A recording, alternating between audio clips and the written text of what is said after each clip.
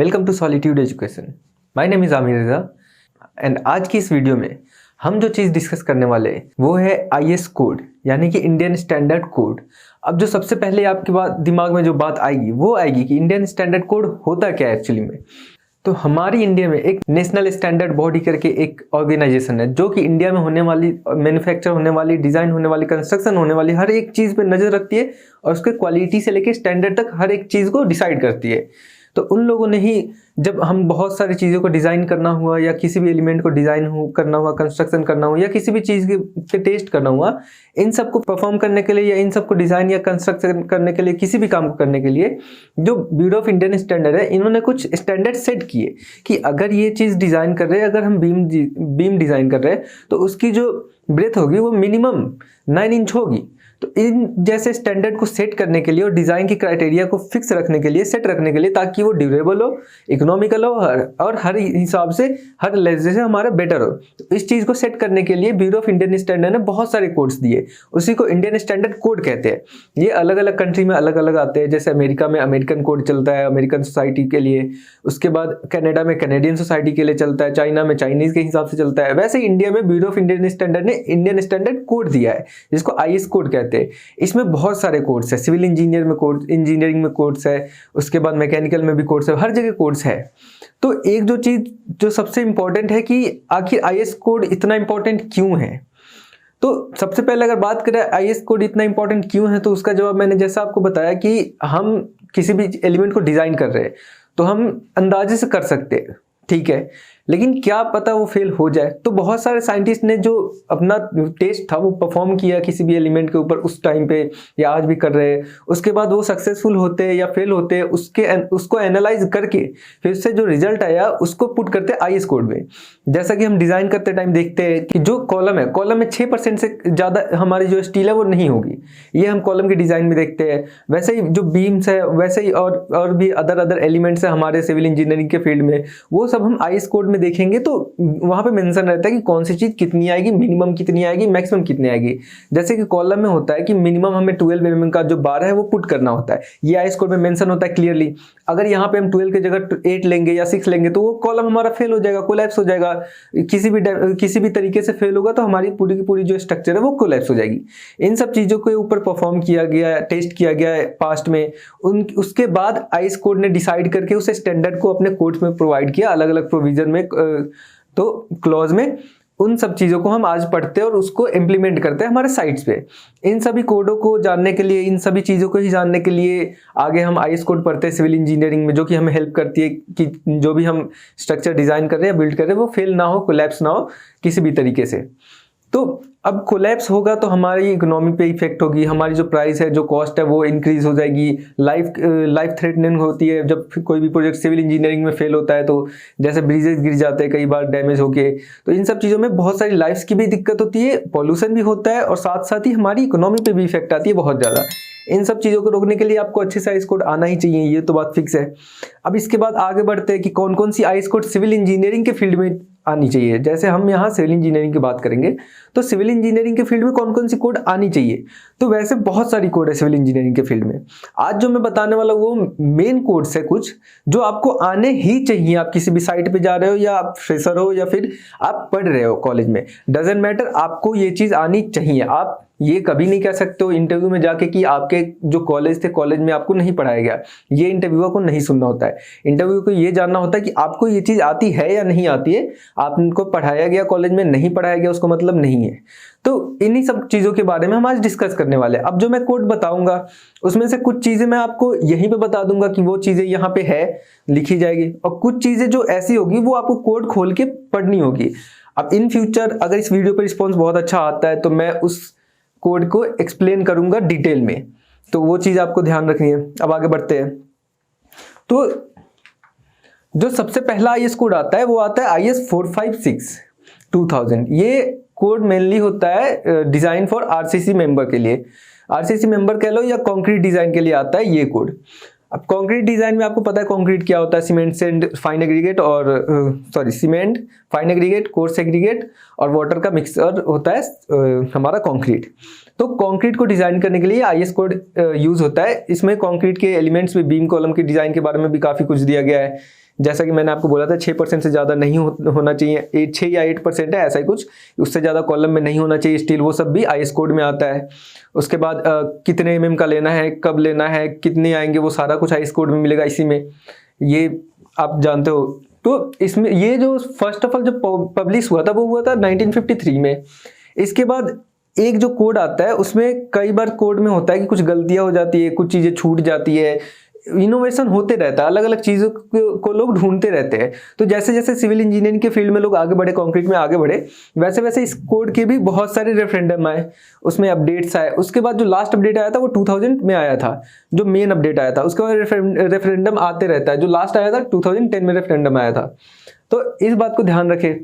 अब उसके बाद आता है इस कोड में 45 कंटेंट्स है, उसके बाद 5 सेक्शन और 8 एनेक्स है। अभी जो 8 एनेक्स है ये आपको लास्ट में मिलेगा कोड के, ठीक है, ये जो लास्ट में मिलता है कोड के, तो ये एनेक्स भी काफी काम कीजिए, ये जब आप डिजाइन पढ़ेंगे बहुत बड़े बड़े एलिमेंट्स के, तो उसमें काम आती है। अब इस कोड में बहुत सारी चीजें आती है। जो फर्स्ट चीजें आती है इसमें वो आती है सीमेंट की ग्रेड, उसके बाद मिनरल एडमिक्सचर, उसके बाद आती है aggregate, reinforcement, water and admixture. अब इस कोड में ये सारी चीजें कवर की गई है कि अगर सीमेंट 33 ग्रेड है, 43 ग्रेड है या फिर 53 ग्रेड है, तो उसको कैसे यूज करना है, किस केस में कितना सीमेंट लेंगे, कैसे निकालना है, वो सारा कुछ।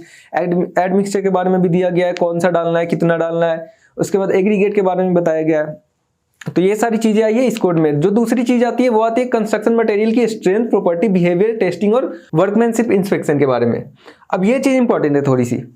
इसमें कहा गया है कि जब हम IS कोड 456 पढ़ेंगे तो उसमें जो एक चीज सबसे अच्छी है वो ये है, कंस्ट्रक्शन मटेरियल की स्ट्रेंथ दी गई है, प्रॉपर्टी भी बताई जाती है, साथ में बिहेवियर, एंड जो बहुत ज्यादा इंपॉर्टेंट है वो है टेस्टिंग।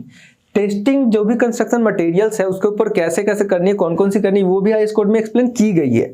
ये आपको ध्यान से पढ़ोगे तो आपको मिल जाएगा।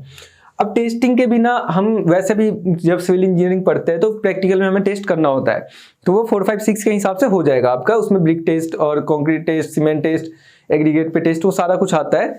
जैसे एग्रीगेट में अपना होता है फ्लैकीनेस इंडेक्स, और उसके बाद और भी बहुत सारी चीज़ें जो टेस्ट होती है वो सारा कुछ आ जाएगा। तो ये होता है। उसके बाद जो नेक्स्ट चीज़ आती है वो आती है concrete design method, acting load and forces, fire resistance, bending moments, shear force, reinforcement and all type of RCC structure specification and design criteria of beam, slab, column. कहने का मतलब ये है कि इसमें जितने भी RCC स्ट्रक्चर है, चाहे वो हमारे स्लैब हो, बीम हो, कॉलम हो, इन सब की जो स्पेसिफिकेशन है हमारी RCC मेंबर की, RCC स्ट्रक्चर की बोल दो, मेंबर की बोल दो, वो जितने भी क्राइटेरिया होते हैं डिज़ाइन के, चाहे वो स्लैब की रेनफोर्समेंट डिज़ाइन हो, स्लैब का थिकनेस डिज़ाइन करना हो, या फिर कॉलम का साइज डिज़ाइन करना हो, कॉलम में स्टील डिज़ाइन करने हो, कितने mm का आएगा वो डिज़ाइन करना हो, उन सब के लिए IS 456 2000 इंपॉर्टेंट है, वो कैलकुलेट करके देता है। इवन इसमें लोड भी कैलकुलेट हो जाएगा, एक्टिंग लोड, फोर्सेज कितने, वो सारा। फायर रेजिस्टेंस बनाना है तो कौन कौन सी और कितने mm की लगेगी, कितना कंक्रीट लगेगा, कितने mm का लगेगा, ये सारा कुछ कैलकुलेट हो जाता है IS 456 के अकॉर्डिंग। ठीक है, अब आगे बढ़ते हैं। अब जो नेक्स्ट कोड आने वाला है वो आता है हमारा IS 800। अब वो था कंक्रीट डिजाइन का कोड, जो कि कंक्रीट RCC में काम आता है हमारा। RCC के जब पढ़ोगे आप, DCS बोलते हैं, डिजाइन ऑफ कंक्रीट स्ट्रक्चर, या फिर बोल दो RCC रेनफोर्स सीमेंट कंक्रीट। उसको डिजाइन करने में, उस सब्जेक्ट को डिजाइन करने में, या उस मतलब मटेरियल को डिजाइन करने में हम IS 456 2000 यूज करते हैं। इसको यूज करते हैं हम स्टील स्ट्रक्चर डिजाइन करने के लिए, जो कि हमारा सब्जेक्ट आता है स्ट्रक्चर एनालिसिस या फिर स्ट्रक्चर डिजाइन। वो सब्जेक्ट डिजाइन करने के लिए, या वो सब्जेक्ट में हम IS 800 यूज करते हैं। इसमें मेनली स्टील स्ट्रक्चर डिजाइन करते हैं, जैसे एंगल वगैरह, आई सेक्शन बीम का, ब्रिजेज में जब ट्रसेज लगते हैं वो डिजाइन करते हैं। ये सब चीजें IS 800 में आता है। इवन इसमें मतलब बोल्ट कनेक्शन, वेल्डेड कनेक्शन, ये सारा कुछ इसमें कवर होता है IS 800 में। तो जो फर्स्ट चीज आती है वो आती है, ये पब्लिश हुआ था 1984 में फर्स्ट ऑफ ऑल। जो सेकेंड चीज है वो है कि ये कोड, इस कोड का दे रखा है पहले तो, जो लेटेस्ट वर्जन था 800 का वो आया था 2007 में, और इसका जो जनरल नाम है, इसका नाम है ये general construction in steel cored of practice. ये नाम है जनरल कंस्ट्रक्शन इन स्टील। इसी में आता है आपका, जो आपने देखा होगा गर्डर वाले ब्रिजेस होते हैं, ट्रसेस वाले ब्रिजेस होते हैं, तो इन सब चीज़ों को डिज़ाइन करने के लिए हम ये वाले कोड को यूज़ करते हैं। ये काफ़ी इंपॉर्टेंट है, लेकिन हाँ डिज़ाइन करने टाइम काफ़ी लेंदी भी होता है। जो हमारे टावर्स डिज़ाइन होते हैं, वोल्टेज कनेक्शन वाले टेलीफोनिक टावर हो गए, या फिर हमारे जो अपनी हाई टेंशन पावर सप्लाई के लिए जो यूज़ करते हैं हम टावर्स, उन सब के लिए भी यही कोड यूज़ किया जाता है। अब ये जो नेक्स्ट आता है वो आता है IS 800 directly serve the purpose of journalistic structure design. जैसा कि मैंने बताया, डायरेक्टली ये उसी के लिए डिज़ाइन होता है। अब इसमें कौन कौन सी चीज़ें आती है वो देख लेते हैं। All previous version of IS, अब इसमें जो बताया गया वो ये है कि जो पुराने वाले वर्जन थे वो वर्किंग स्ट्रेस मेथड और अलाइबल वर्किंग स्ट्रेस मेथड के लिए काम आते थे, बट ये जो आया था स्पेशली वो आया था लिमिट स्टेट मेथड को डिज़ाइन करने के लिए। अब जैसा कि आप अगर लिमिट स्टेट वाले वीडियो को नहीं देखा आपने, वर्किंग स्ट्रेस और लिमिट स्टेट में क्या डिफरेंस है, तो आप आई बटन में आपका आ जाएगा लिंक, वहाँ जाके आप देख सकते हो, या फिर नीचे डिस्क्रिप्शन में भी मिल जाएगा आपको लिंक। अब यहाँ पे आप एक चीज़ ध्यान रखना कि वो आप वीडियो देख लोगे तो आपको वर्किंग स्ट्रेस और लिमिट स्टेट में क्या फर्क है वो पता लग जाएगा कंप्लीट। तो वर्किंग स्ट्रेस में मोटा मोटा ये होता है कि आप जितना लोड आ रहा है उसके हिसाब से डिजाइन कर रहे हो, आपको मटेरियल के स्ट्रेंथ से कोई लेना देना नहीं है। आप मटेरियल के लोड और स्ट्रेस को एक लीनियर मान के उसके हिसाब से डिजाइन कर देते हो, जिसकी वजह से क्या होता है, सेक्शन इकोनॉमिकल नहीं होता है, स्ट्रेंथ अच्छी दे देगा, इकोनॉमिकल नहीं होगा, बहुत ज़्यादा मटेरियल यूज होता है। उन सबको रोकने के लिए ये IS कोड आया था लास्ट 2007 में, लास्ट रेफरेंडम आया था। इसके आने के बाद से क्या होता है, इसने डायरेक्टली लिमिट स्टेट को कवर किया था। इससे पहले 1900 कुछ करके आया था एक कोड, वो कोड डिजाइन करता था वर्किंग स्ट्रेस पे। उसी को दूर करने के लिए इंडियन स्टैंडर्ड ने 2007 में IS 800 लॉन्च किया था। इसके बाद जो आता है, major changes are made to increase the partial safety factor, fabrication factor, gross capacity and net capacity of steel structure. It has been release considering the other major countries practice code. इसको जो IS code ने लिया था, ये और भी जो भी मेजर कंट्रीज है उनके IS कोड होते हैं। जैसे मैंने बताया अमेरिका के लिए अलग है, US के लिए अलग है, हमारी मिडिल ईस्ट के लिए अलग आती है कई केसेस में, चाइना के लिए अलग है, जापान के लिए अलग है। तो अलग अलग जो टेरेन होते हैं जो हमारी, उसके लिए अलग अलग होता है। तो उसके अकॉर्डिंग उन सब में से थोड़ा थोड़ा वो लेके डिसाइड करके तब ये IS कोड बना था 800। इसमें जो मेजर जो चेंज किए गए थे और इंक्रीज किए थे वो किए गए थे पार्शियल सेफ्टी फैक्टर, जो पहले वर्किंग स्ट्रेस में कंसीडर नहीं करते थे, और करते भी थे तो बहुत ज़्यादा करते थे। तो उसको पार्शियल सेफ्टी फैक्टर को इंक्रीज किया गया ताकि हमारी जो मटेरियल है वो फेल ना हो जल्दी, ऑलरेडी इतना लोड के लिए उसको डिज़ाइन करे ताकि वो मतलब अल्टीमेट लोड तक जा सके। फैब्रिकेशन फैक्टर, ग्रॉस कैपेसिटी, ये सब कुछ इसमें इंक्रीज की गई थी, जो कि पिछले वाले वर्किंग स्ट्रेस में हम कवर नहीं करते बिल्कुल भी। वो आप वीडियो देखोगे आपको समझ में आ जाएगी। उसके बाद जो नेक्स्ट आती है वो आती है IS 875। अब IS 875 के बारे में हमने पहले भी डिस्कस किया हुआ है पिछले वीडियो में, जब आप सिस्मिक लोड कैलकुलेशन वाला वीडियो का भी यहाँ पे आई बटन में आ जाएगा, वहाँ पे आप देख सकते हो।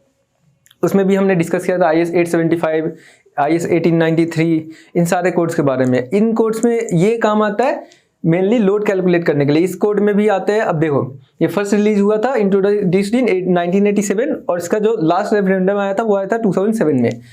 जैसा कि मैं बोलना चाह रहा था कि इस IS कोड में टोटल 5 पार्ट्स है, ये आपको ध्यान देना। और ये मेनली यूज होता है, एक ये होता तो यूज है, ये देखो आप, impose load, dead load, wind load, snow और स्पेशल लोड के लिए यूज होता है इसको कैलकुलेट करने के लिए, लेकिन अर्थक्वेक के लिए नहीं होता है। लेकिन अर्थक्वेक के न्यूमेरिकल में ही ये कोड यूज होता है, ये भी बात आप ध्यान रखना, क्योंकि अर्थक्वेक के न्यूमेरिकल में आपका जो फॉर्मूला आता है H × W आता है। W ये सब को कैलकुलेट करके आपका W आएगा, जो कि इसके न्यूमेरिकल में यूज होगा, लेकिन ये कैलकुलेट नहीं होगा उस W से। इसको कैलकुलेट किया जाएगा लेकिन अर्थक्वेक लोड नहीं आता है उससे, ठीक है, वो नॉर्मल लोड आता है। तो वो बात है। अब आगे बढ़ते हैं। इसका जो फर्स्ट पार्ट आता है वो आता है डेड लोड के लिए, सेकेंड आता है इम्पोज लोड के लिए, थर्ड आता है विंड लोड के लिए, और फोर्थ आता है स्नो लोड के लिए। इसमें जो फिफ्थ पार्ट है वो आता है स्पेशल लोड या फिर कॉम्बिनेशन के लिए। मतलब इसमें बहुत सारे लोड्स का कंबाइन किया जाता है। कई बार बोल देगा आपके पास 3 लोड का कॉम्बिनेशन है, 2 ही लोड का कॉम्बिनेशन है, उन सब चीज़ों में। तो जो हम मेनली क्या करते हैं, इसको कंसीडर नहीं करते हैं, मेनली इसको हम बहुत ज़्यादा नहीं यूज़ करते हैं। सबसे ज़्यादा हम इन सारी चीज़ों को यूज़ करते हैं। इसमें भी स्नो लोड है, वो स्नोई एरिया में यूज़ होता है सिर्फ, बाकी विंड लोड हर जगह होता है, इम्पोज लोड हर जगह होता है, और डेड लोड हर जगह होता ही होता है। उन सब केसों में हम ये सारी चीज़ें यूज़ करते हैं, तीनों के कोड यूज़ करते हैं। चौथी हमारी JNK में कर लो, उत्तराखंड में कर लो, हिमाचल में कर लो, या फिर अपने सिक्किम वगैरह में चले जाओ तो उस जगह कनाडा वगैरह में ये सब स्नो लोड यूज़ होगा मेनली। और लोड कॉम्बिनेशन हम चाहे तो यूज़ कर सकते हैं, लेकिन मेनली लोग इन्हीं को कंसिडर करते हैं। अब कहने का मतलब ये unit load of building material and stored material, ये पार्ट 1 में डेड लोड में दिया जाता है कि यूनिट लोड कितना होता है मटेरियल का, उसके अकॉर्डिंग आप मटेरियल के या फिर जो भी एलिमेंट है उसका आप वेट निकाल सकते हो। सेल्फ लोड, सेल्फ वेट बोल दो, लोड बोल दो इसकी, वो निकाल सकते हो, या फिर डेड लोड बोल दो। उसके बाद इम्पोज लोड का मतलब हो गया लाइव लोड जो मूवेबल होते हैं वो। उसके बाद आता है विंड लोड, जो आपको पता है विंड की वजह से जो हॉरिजॉन्टल लोड एक्ट होते हैं किसी भी बिल्डिंग या स्ट्रक्चर पे, वो कैलकुलेट करते हैं। फिर आती है स्नो। उसके बाद आता है special load. Snow load snow की वजह से लगती है, और स्पेशल लोड मैंने बता दिया कंबाइन होता है वो सब कुछ। आगे बढ़ते, अब आता है IS 1200। ये बहुत इंपॉर्टेंट कोड है, बहुत ज़्यादा बोल सकते हैं। मतलब मैंने जो आपको 4 बताए, 3 बताए 4, उसके बाद ये आई गेस सबसे इंपॉर्टेंट कोड है IS 1200। अब ये कोड किस काम आता है? ये कोड काम आता है हमारे मटेरियल के मेजरमेंट के लिए। ये बात आप ध्यान रखना, measurement of building material and civil engineering work. IS 1200 बहुत इंपॉर्टेंट है। इससे पहले IS 1200 से पहले SP27 यूज होता था, जो आज भी यूज होता है SP27। वो भी सेम काम करता है IS 1200 के जैसे। जो हमारी मटेरियल का जो मेजरमेंट होता है मटेरियल का और बिल्डिंग वर्क का, उसको कैलकुलेट करने के लिए SP27 यूज करते हैं। इसके अलावा IS 1200 यूज करते हैं। आगे बढ़ते इसमें टोटल 28 सेपरेट पार्ट्स है। हाँ, ये इसमें इंपॉर्टेंट है। SP अगर आप SP27 देखोगे, पढ़ोगे, तो SP27 नॉर्मल जो IS कोड होते हैं वैसे हुए, लेकिन ये जो IS 1200 है ये इंपॉर्टेंट है। इसमें 28 सेपरेट पार्ट्स है इसके, जो कि पेजेस होते हैं। नॉर्मली एक पेज में 2 पेज में आते हैं, वैसे 28 अलग अलग सेपरेट पेज है। उस पेज में अलग अलग पेज में अलग अलग मटेरियल के बारे में दिया गया है। तो उससे क्या होता है, आपको एक ही मटेरियल के लिए कौन कौन सी चीज़ें चाहिए वो आपको सेपरेटली मिल जाती है। ये बहुत अच्छी बात है IS 1200 में। उसके बाद this all standard codes are covered the important information about the measurement and deduction of building and civil engineering work. इसमें आपका मटेरियल या फिर जो भी सिविल इंजीनियरिंग का वर्क है उसके इंपॉर्टेंट इंफॉर्मेशन, जैसे कि कितना है, मतलब उसके बिल्डिंग मटेरियल के मेजरमेंट से रिलेटेड सारा कुछ कवर होता है। इवन डिडक्शन तक कवर होता है इसमें। ये बात आप ध्यान रखना। अब इसमें आप जो देख रहे हो ये कुछ है, 10 मैंने ऐसे लिख रखे हैं जो इधर लिख रखे हैं। बाकी बात सारा आपको मिल जाएगा आगे। आप कहीं भी सर्च करोगे IS 1200, उसमें मिल जाएगा आपको बाकी सारी चीज़। इसमें आप देख लो क्या दे रखा है। Measurement of building and civil engineering work part 1 में अर्थवर्क आता है। सेकेंड में concrete, brick work, stone masonry. उसके बाद हमारा फॉर्मवर्क है, रिफ्रैक्टरी वर्क है, हार्डवेयर है, स्टील वर्क है। ये सारा कुछ आता है हमारा। उसके बाद रूफ कवरिंग हो गया। उसके बाद हमारा सीलिंग एंड लेनिंग्स है। इन सब चीज़ों को कवर करते हैं हम IS 1200। इसके अलावा भी हमारे सारी कंक्रीट से रिलेटेड वुडन हो गया, डिडक्शन भी आ जाता है हमारा डोर विंडो का, वो सारा कुछ IS 1200 में हम कवर करते हैं। इसलिए ये बहुत इंपॉर्टेंट है।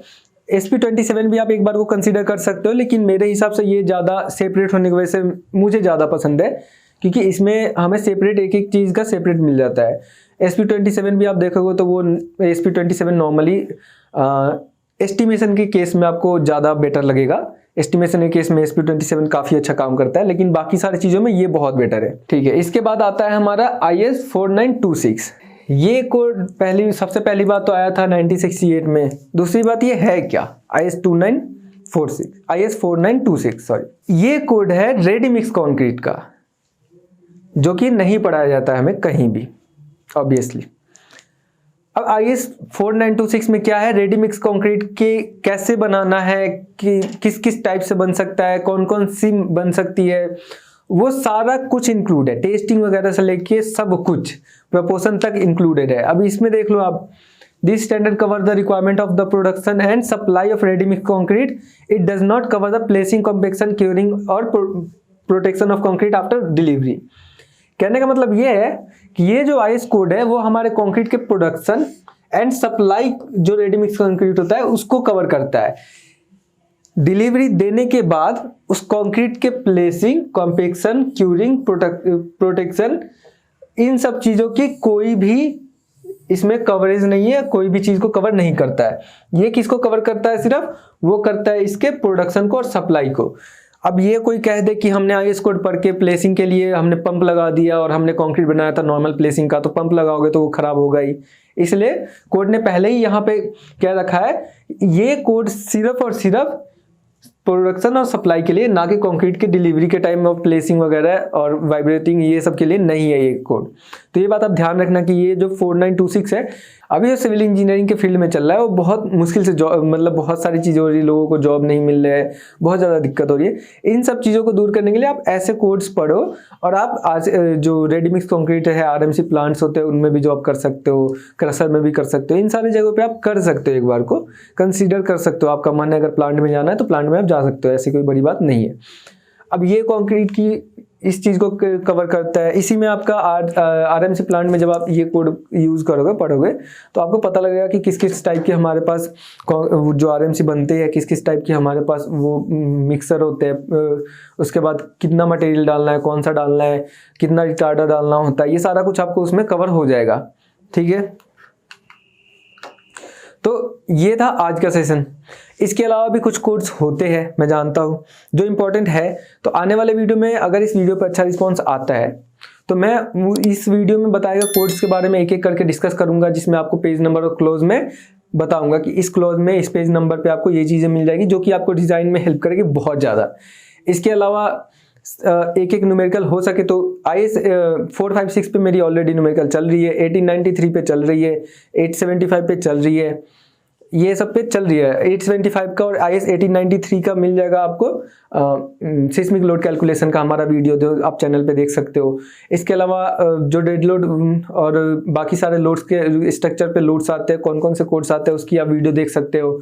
उसके बाद 800 पे एक न्यूमेरिकल या 2 न्यूमेरिकल या फिर अलग अलग टॉपिक पे न्यूमेरिकल्स आएंगे इन फ्यूचर। और IS 1200 पे भी हम डिस्कस करेंगे, SP27 से हम उस चीज़ को कंपेयर करेंगे IS 1200 को। ये सब चीज़ें फ्यूचर में आने वाली है। साथ ही हमारे चैनल को सब्सक्राइब कर ले, वीडियो को लाइक कर दो और बेल आइकन को ऑल पे कर ले। Thank you.